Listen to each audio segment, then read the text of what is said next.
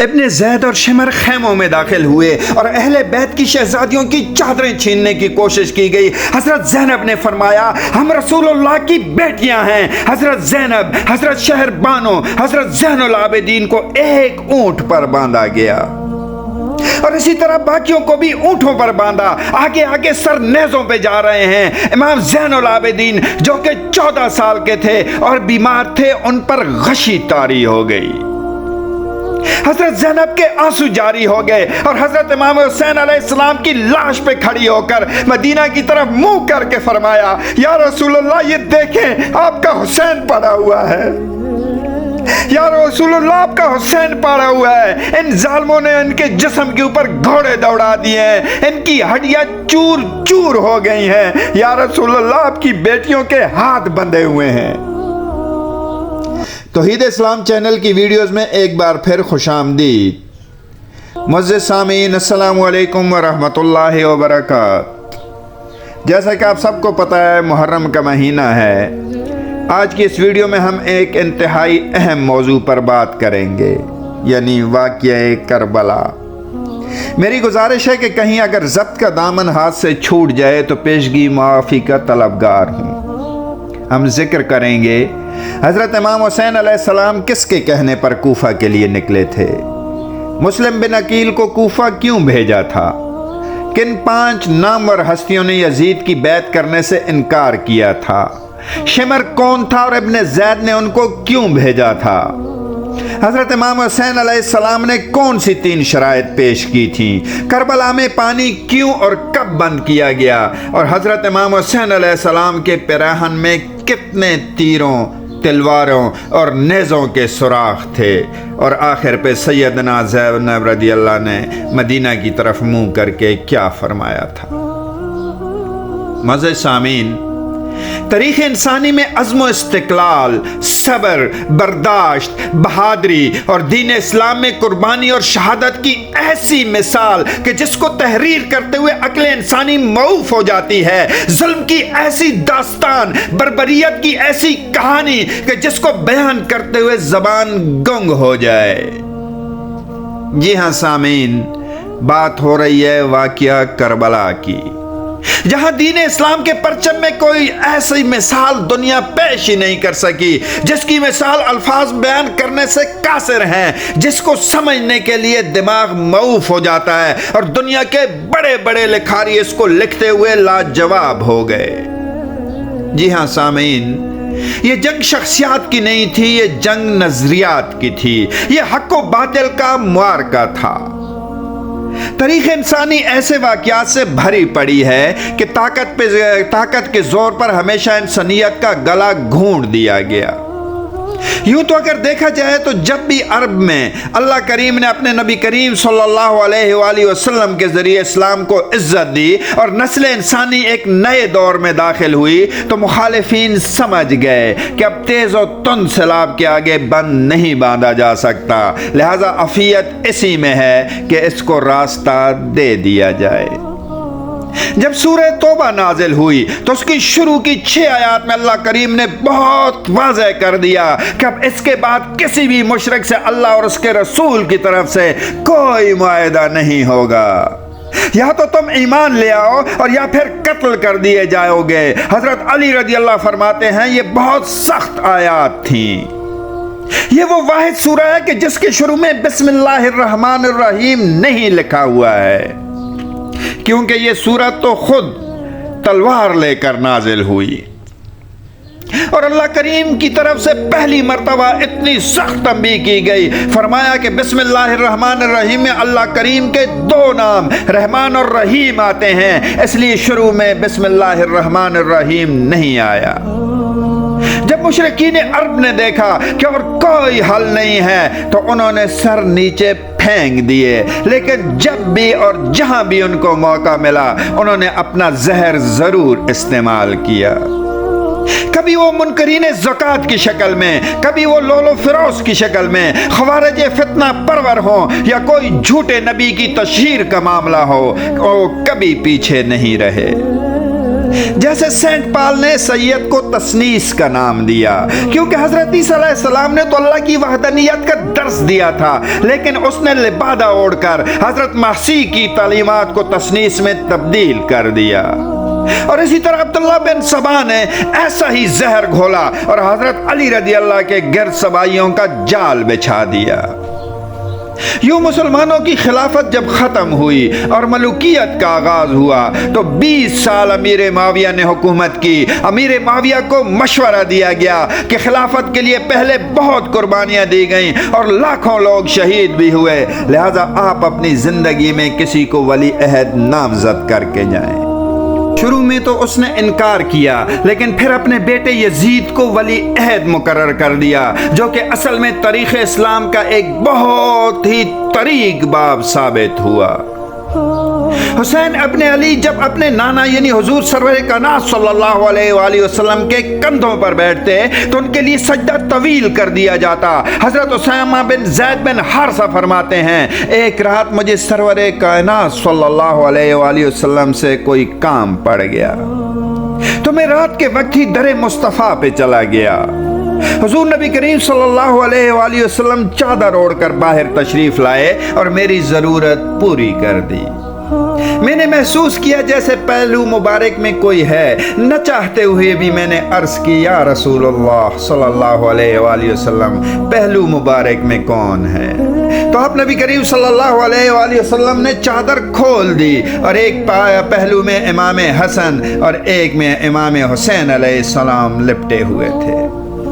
اب اس وقت 5 لوگوں نے یزید کی مخالفت کی، یعنی بیعت سے انکار کر دیا۔ عبد الرحمن بن ابو بکر، عبداللہ بن عمر، عبداللہ ابن عباس، حسین ابن علی اور عبداللہ ابن زبیر رضوان اللہ علیہم اجمعین۔ اس وقت حضرت امام حسن علیہ السلام اپنے خالق حقیقی سے جا ملے تھے اور ان کی شہادت ہو چکی تھی۔ آپ نبی کریم صلی اللہ علیہ وآلہ وسلم نے فرمایا تھا، میرا یہ بیٹا یعنی حضرت امام حسن علیہ السلام مسلمانوں کے 2 گروہوں کے درمیان صلح کرائے گا، اور آپ نے ایسے ہی کیا۔ امیر معاویہ کے ساتھ آپ نے صلح فرمائی، جس کی وجہ سے بہت سے مسائل خود بخود حل ہو گئے۔ اب ان 5 نامور صحابہ نے یزید کی بیعت نہیں کی۔ یزید جب خلافت پر بیٹھا تو ان 5 میں سے 4 نے بیعت نہیں کی اور ایک دنیا سے رخصت ہو چکے تھے، یعنی عبد الرحمن بن ابو بکر۔ اب ان 4 میں سے 2 حضرت عبداللہ ابن عمر اور حضرت عبداللہ ابن عباس نے کہا کہ یہ کام اسلام کے منافی ہوا ہے اور اس سے بادشاہت کا آغاز ہو جائے گا، لیکن یہ بات اتنی سنگین بھی نہیں ہے کہ اس کی وجہ سے خانہ جنگی شروع کر دی جائے اور مسلمانوں کا نقصان ہوگا، لہذا ان دونوں نے بھی بیعت کر لی۔ اب یہ تو کہا جا سکتا ہے کہ انہیں بیعت نہیں کرنی چاہیے تھی، لیکن ان کی شان میں گستاخی کرنا کسی بھی طرح جائز نہیں، کیونکہ عبداللہ ابن عباس وہ ہستی ہے جن کے لیے رسول اللہ صلی اللہ علیہ وآلہ وسلم نے خود دعا فرمائی تھی۔ اب رہ گئے حضرت عبداللہ بن زبیر اور حضرت امام حسین علیہ السلام۔ اب عبداللہ بن زبیر رضی اللہ نے کہا کہ ہم سرزمین حجاز میں ہی رہیں گے اور یہاں ہم مضبوط قلعے میں ہیں، جبکہ حضرت امام حسین علیہ السلام کے پاس کوفہ کے لوگوں کے خطوط کا ڈھیر لگ گیا کہ آپ ہمارے پاس تشریف لائیں، ہم آپ کے ہاتھ بیعت کریں گے۔ یہ وہی کوفہ ہے جس میں حضرت علی رضی اللہ نے آخری ایام گزارے تھے اور یہ سبائیوں کی جڑ بھی تھا۔ کوفہ سبائیوں کی جڑ بن چکا تھا۔ حضرت عبداللہ بن عمر، حضرت عبداللہ ابن عباس نے فرمایا، حضور نہ جائیں، کوفی وفا نہیں کریں گے، کوفہ والے ظالم ہیں، کوفہ میں ہی آپ کے والد کو شہید کیا گیا۔ چنانچہ حضرت امام حسین علیہ السلام نے مسلم بن عقیل کو بھیجا کہ میرے نمائندے کی حیثیت سے جا کر لوگوں سے بیعت لو۔ لوگوں کی ایک بہت بھاری تعداد نے بیعت کی، لیکن بعد میں ابن زید نے جب قتل و غارت کی اور ظلم کے پہاڑ توڑے تو سب کے سب اہل کوفہ بیعت سے منکر ہو گئے، اور اس کی اطلاع حضرت امام حسین علیہ السلام کو مل بھی گئی، لیکن آپ چونکہ سفر کے لیے نکل چکے تھے، اور یہ بھی اطلاع مل گئی کہ یزید نے نعمان ابن بشیر کو، جو کہ کوفے کا گورنر تھا، اب تبدیل کر دیا ہے۔ اور ان کی جگہ ایک انتہائی جابر اور شفاق انسان ابن زید کو کوفہ کا گورنر مقرر کر دیا ہے۔ دنیا کے منصفوں ذرا سوچو، یہ سنو، یہ کون ہے؟ علی کا خون ہے، فاطمہ کا لال ہے، جس کا گھر کا دروازہ مسجد نبوی میں کھلتا تھا، جس کو سرور کائنات نے اپنی زبان مبارک چوسنے کے لیے دی، جو مہر نبوت سے کھیلتا تھا، جس کے گھر میں نانا پر وحی نازل ہوتی تھی، جس کی والدہ کو جنتی عورتوں کا سردار کہا گیا، جو خود جنتی اور جوانوں کا سردار ہوگا، جو نبی کریم صلی اللہ علیہ وآلہ وسلم کے کاندھوں پر سواری کرتا تھا۔ ان ظالموں کی وجہ سے سیدہ زینب سے فرماتے ہیں ہمیں بہن مدینہ چھوڑنا پڑے گا، کیونکہ یزید چاہتا ہے کہ میں ان کی بیعت کروں، اور اس کی وجہ سے بہت خون بہنے کا اندیشہ ہے۔ دنیا کے منصفوں سوچو ذرا، عالم اسلام کے دانشوروں سوچو ذرا، جب امام ابن علی، فاطمہ کا لال، نانا کے کلیجے کا ٹکڑا، اپنی بڑی بہن کے ساتھ آخری بار سلام کرنے گیا ہوگا، نانا کے روزے پہ سلام کرنے گیا ہوگا، کہ اب یہ سرزمین ان کے جگر گوشوں پر تنگ کر دی گئی ہے، تو کیا عالم ہوگا؟ جہاں وہ ساری زندگی کھیلتے رہے تھے، جہاں ان کے نانا خطبہ دیتے تھے، اس مسجد میں آخری بار کھڑے ہیں، اور پھر رات کے اندھیرے میں مکہ کے لیے نکل پڑتے ہیں۔ حضرت امام حسین علیہ السلام نزدیک پہنچتے ہیں تو آپ کو پتہ چلتا ہے کہ مسلم بن عقیل، جن کو حالات کا جائزہ لینے کے لیے بھیجا تھا، ان کو بہت بے دردی کے ساتھ شہید کر دیا گیا، اور 40,000 کوفی منحرف ہو گئے ہیں، انہوں نے اپنے گھروں کے دروازے بند کر دیے ہیں۔ اب ابن زیاد 1000 گھوڑ سواروں کا ایک دستہ مقرر کرتے ہیں، اور اپنے ایک سپہ سالار کو بھیجتے ہیں، عمر بن سعد کو، جو کہ حضرت امام حسین علیہ السلام سے بات چیت کرتے ہیں۔ امام حسین علیہ السلام 3 شرائط سامنے رکھتے ہیں۔ نمبر 1، مجھے واپس جانے دیا جائے۔ نمبر 2، مجھے یزید سے ملنے دیا جائے تاکہ میں اس سے خود بات چیت کروں، لیکن ابن زید نے ملاقات نہیں ہونے دی، کیونکہ وہ جانتا تھا اگر ہم حضرت امام حسین علیہ السلام کو یزید سے ملنے دیا تو ان کا کٹا چٹھا بھی کھل جائے گا، کہ ان کوفیوں نے خود خطوط لکھ کر حسین ابن علی کو بلایا ہے، اور ساتھ وہ یہ بھی جانتے تھے کہ جب حضرت امام حسن و امیر معاویہ کی ملاقات ہوئی تھی تو صلح ہو گئی تھی، لہذا انہوں نے ملاقات نہیں ہونے دی۔ فرمایا مجھے کسی سرحد پر بھیج دیا جائے تاکہ میں اللہ کی راہ میں جہاد کر سکوں۔ عمر بن سعد نے جب یہ 3 شرائط سنی تو اس نے 3 شرائط لکھ کر ابن زید کو بھیج دی، کہ اب یہ 3 شرائط ایسی ہیں کہ ان میں سے کسی ایک کو بھی مانا جا سکتا ہے، لہذا لڑائی کرنا جائز نہیں ہے۔ لیکن جب یہ خط گورنر کے پاس پہنچتا ہے تو ان کے پاس ایک اور ظالم اور جابر انسان شمر بدبخت بیٹھا ہوتا ہے، جس کی ایک بہن ام بنین تھی، جو کہ حضرت علی رضی اللہ کی بیوی تھی۔ ان کا ایک بیٹا عثمان ابن علی تھا، لیکن وہ دل میں حسین ابن علی کے لیے بغض رکھتا تھا۔ اس نے کہا نہیں، اس کو چھوڑنا نہیں ہے، اگر آج اس کو چھوڑ دیا تو پھر یہ قابو نہیں آئے گا، اس کو کہو بیعت کرے۔ اب شمر نے کہا کہ عمر بن سعد تو حسین کے ساتھ مل گیا ہے، تم مجھے بھیجو۔ اب شمر 2000 کا مزید لشکر لے کر پہنچتا ہے۔ اب لوگوں نے حضرت امام حسین علیہ السلام پر ظلم کے پہاڑ توڑ دیے۔ آپ کربلا کے میدان میں خیمہ زن ہیں، 7 بچے اور عورتیں بھی ہیں، لیکن 7 محرم کو ظالموں نے پانی بند کر دیا۔ لوگوں سنو، ادھر نماز کے لیے امام حسین صفے سیدھی فرما رہے ہیں تو ادھر شمر کا لشکر بھی اشہد اللہ الہ الا اللہ و اشہد ان محمد الرسول اللہ پڑھ رہا ہے۔ کیسے ظالم ہیں جو جنتی جوانوں کے سردار اور اہل بیت پر پینے کا پانی بند کر رہے ہیں، لیکن اس کے نانا کا کلمہ بھی پڑھتے ہیں۔ اگر امام حسین چاہتے تو وقتی طور پر ان کے سامنے بیعت کر کے اپنی جان چھڑا سکتے تھے، لیکن آپ نے حق و باطل کے درمیان ایک لکیر کھینچ دی تاکہ تا قیامت وقت کے یزیدوں کے سامنے کوئی جھکے نہیں اور کسی کو ان یزیدوں کو پہچاننے میں دیر نہ لگے۔ کائنات میں ایسے امتحانات شاید ہی کسی پر آئے ہوں کہ جس کے نانا کے ہاتھوں حوض کوثر پینے والوں کو تو کامیابی کا پروانہ ملے گا، لیکن ان کی اولاد کو ایک بوند پانی نصیب نہیں ہو رہا ہے۔ صبر کا امتحان ہے۔ 9 محرم کو آپ ساری رات عبادت فرماتے ہیں ان کو میں مطلوب ہوں، جس کو جانا ہے وہ چلا جائے، یہ کہہ کر آپ نے چراغ بجھا دیا، لیکن کسی نے اپنی جگہ سے جنبش تک نہ کی۔ مسلم بن اشجع اپنی جگہ سے کھڑے ہو کر فرماتے ہیں، حضرت اگر ہمارے جسم کو 70 بار کاٹا جائے، 70 بار جلا کر ہواؤں میں اڑایا جائے، تب بھی آپ کے ساتھ ہیں اور رہیں گے۔ اب 72 پیاسے لوگوں کے مقابلے میں ہزاروں کا لشکر ہے اور 10 محرم کا سورج طلوع ہوتا ہے۔ معزز سامعین، آج اہل بیت کا امتحان ہے۔ حسین ابن علی نے ایک تاریخ ساز خطبہ دیا، لیکن ان کے دل پر کوئی اثر نہیں ہوتا ہے۔ ایک حر کو اللہ ہدایت نصیب فرماتے ہیں اور وہ گھوڑے کو ایڑ لگا کر لشکر یزید سے نکل کر لشکر امام حسین میں شامل ہو جاتے ہیں۔ لوگوں کیا کر رہے ہو؟ کس کا مقابلہ کرنے کے لیے کھڑے ہو؟ یہ حسین ابن علی ہے، یہ رسول اللہ کا نواسہ ہے، فاطمہ کا لال ہے، ہم اس کے نانا کا کلمہ پڑھتے ہیں، ہوش کرو۔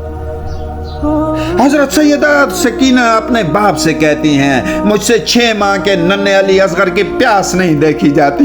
آپ بچے کو ہاتھوں پر اٹھا کر نہر فرات کے کنارے تشریف لاتے ہیں، فرماتے ہیں تمہارا معاملہ میرے ساتھ ہے، اس ننھے نے تمہارا کچھ نہیں بگاڑا ہے۔ ایک چلو پانی اس کو پلانا چاہتے ہیں کہ ایک دو شاخہ تیر علی اصغر کے گلے کے آر پار ہو جاتا ہے۔ حضرت امام حسین اس کے خون کو چلو میں بھرتے ہیں اور عثمان کی طرف اچھال کر فرماتے ہیں، مولا حسین کی یہ قربانی بھی قبول فرما۔ اب خیمے کی طرف تشریف لاتے ہیں۔ اب سیدہ زینب اور سیدہ سکینہ کا سامنا کرنا آسان نہیں تھا، لیکن علی اصغر کو سامنے رکھ کر فرمایا، یہ حوض کوثر سے سیراب ہو کے آیا ہے۔ اب زمانے نے وہ منظر بھی دیکھا، وہ علی اکبر جو حضرت حسین کی آنکھوں کا نور تھا، میدان میں 18 سال کا جوان بیٹا جا رہا ہے اور باپ کو پتا ہے کہ اس نے واپس نہیں آنا ہے، اور جب سیدنا علی اکبر گھوڑے سے گرے تو والد کو آواز دی۔ امام حسین جوان سالہ خوبصورت نوجوان بیٹے کو کندھے پر اٹھا کر خیمے میں تشریف لاتے ہیں، مالک حسین کی یہ قربانی بھی قبول فرما۔ کبھی قاسم بن حسن کی لاش تو کبھی اونو محمد کی لاش، کبھی بھتیجا تو کبھی بھانجا۔ اللہ اکبر، اللہ اکبر۔ رسول اللہ کی شہزادیاں ام رباب، سیدہ سکینہ، سیدہ زینب پر آج کیا قیامت ٹوٹ پڑی ہے۔ حضرت زینب کے 2 بیٹے قربان ہو گئے ہیں، لیکن بھائی کے ساتھ استقامت کے ساتھ کھڑی ہیں، لیکن جب حضرت امام حسین گھوڑے پر بیٹھے تو برداشت کا دامن ہاتھ سے چھلک گیا۔ آج بھائی کو گھوڑے پہ بٹھانے والا کوئی نہیں ہے۔ امام حسین نے صبر کی تلقین کی، گھوڑے کو ایڑ لگا دی۔ 22,000 کے لشکر کے مقابلے میں علی کا لال آ رہا ہے، لاشوں کے ڈھیر لگا دیتے ہیں۔ یہ کون ذی وقار ہے؟ یہ کون شہسوار ہے؟ جب بعد میں آپ کا پیرہن اتارا گیا، آپ کی قمیض مبارک اتاری گئی تو اس میں 122 سوراخ تیروں کے تھے، 33 گھاؤ تلواروں کے تھے اور 34 زخم نیزوں کے تھے۔ گھوڑے کی زین سے زمین پر آئے۔ 3 دن کا پیاسا ہے، لیکن زبان پر فریاد نہیں ہے اور سر سجدے میں رکھ کر فرماتے ہیں، مولا حسین سب کچھ لٹا کر بھی راضی ہے، بس تو حسین سے راضی ہو جا۔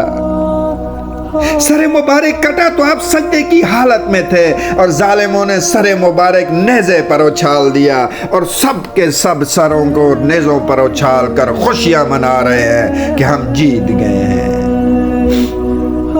جی ہاں سامعین، یہ یزید ہی تھا جس نے منبر رسول کے ساتھ گھوڑے باندھے، جس نے 3 دن تک مسجد نبی کی حرمت کو پامال کیا، 700 صحابہ کو شہید کروایا، 1000 کواری دشیزاؤں کی عزتیں پامال کی، کعبۃ اللہ پر سنگ باری کروائی۔ ابن زید اور شمر خیموں میں داخل ہوئے اور اہل بیت کی شہزادیوں کی چادریں چھیننے کی کوشش کی گئی۔ حضرت زینب نے فرمایا ہم رسول اللہ کی بیٹیاں ہیں۔ حضرت زینب، حضرت شہر بانو، حضرت زین العابدین کو ایک اونٹ پر باندھا گیا اور اسی طرح باقیوں کو باقی اونٹوں پر باندھا اور آگے آگے سر نیزوں پر جا رہے ہیں۔ امام زین العابدین جو کہ 14 سال کے تھے اور بیمار تھے، ان پر غشی طاری ہو گئی، حضرت زینب کے آنسو جاری ہو گئے اور حضرت امام حسین علیہ السلام کی لاش پر کھڑے ہو کر مدینے کی طرف منہ کر کے کہا یا رسول اللہ یہ دیکھیں آپ کا حسین پڑا ہوا ہے، ان ظالموں نے آپ کے جسموں پر گھوڑے دوڑا دیے ہیں، آپ کی ہڈیاں چور چور ہیں، یا رسول اللہ آپ کی بیٹیوں کے ہاتھ بندھے ہوئے۔ کوئی اتنا ظالم کیسے ہو سکتا؟ راستے میں ایک جگہ ایک خاتون نے کھانا پیش کیا اور کہا کہ کسی دور میں سید فاطمہ تو زہرا رضی اللہ کی نوکرانی تھی اور آپ کی گود میں اس وقت ایک ننھی بچی تھی جس کا نام زینب تھا۔ سیدہ زینب نے کہا کہ اگر پہچان سکتی ہو تو وہ زینب میں ہوں جو آپ کے سامنے کھڑی ہوں۔ جب ابن زید کے دربار میں حضرت امام حسین علیہ السلام کا کٹا ہوا سر مبارک رکھا گیا تو ابن زید کے پاس ایک چھڑی تھی، وہ بار بار حضرت امام حسین علیہ السلام کے ہونٹوں پر مارتا۔ ایک بوڑھا صحابی اٹھا اور کہا اے بدبخت، اور کتنا ظلم کرو گے، جن ہونٹوں پر تم چھڑی لگا رہے ہو کیا تمہیں نہیں معلوم کہ ان کو سرور کائنات صلی اللہ علیہ وآلہ وسلم چومتے تھے؟ یہ قافلہ کیسے یزید کے دربار میں گیا اور کیسے پھر یہ مدینہ پہنچے اور اہل مدینہ نے کیسے استقبال کیا؟ میری برداشت یہاں پہ ختم ہو جاتی ہے۔ اللہ کریم شہداء کربلا کے درجات کو بلند فرمائے اور ہمیں بھی ان کے راستے پر عمل کی توفیق عطا فرمائے۔ وما علینا الا البلاغ المبین۔